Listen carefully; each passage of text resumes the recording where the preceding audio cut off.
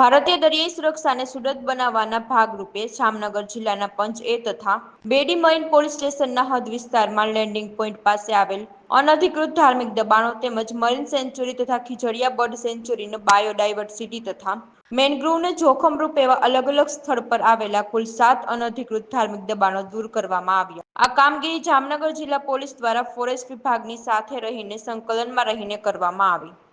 जामनगर में रंगमती और नागमती नदीना जे पटना एरिया है ત્યાં ઘણા બધા દબાણ છે અને આ જે દબાણના હટાવવાની કામગીરી જામનગરની જે મ્યુનિસિપલ કોર્પોરેશન છે આને દ્વારા કરવામાં આવે છે.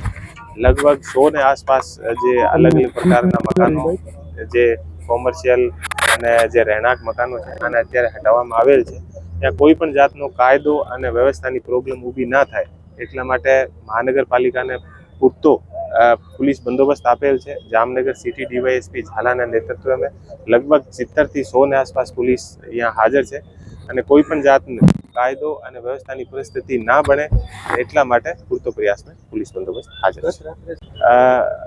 જામનગરના જે દરિયાકાંઠા છે ખૂબ સંવેદનશીલ છે. ત્યાં ઘણા બધા વાઇટલ ઇન્સ્ટોલેશન પણ છે અને આ દરિયાકાંઠા પર ઘણા બધા ગેરકાયદેસર દબાણ છે અને આમે વધારે ધાર્મિક દબાણ હતા.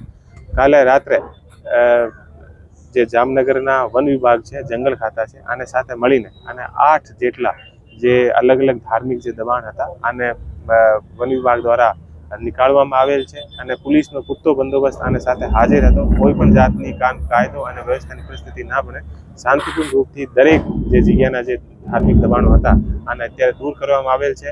એ જે ધાર્મિક દબાણો હતા એ લેન્ડિંગ અને ફિશિંગ પોઈન્ટ પર હતા જે આપણા દેશની સુરક્ષા માટે પણ ઘણા બધા ઇમ્પોર્ટન્ટ હતા અને ભૂતકાળમાં પણ ઘણી ટાઈમ જે ગેરકાયદેસર કામ કરીને અને લોકો ત્યાં આશ્રય લેતા હતા એ ધાર્મિક દબાણો અત્યારે દૂર કરવામાં આવે છે.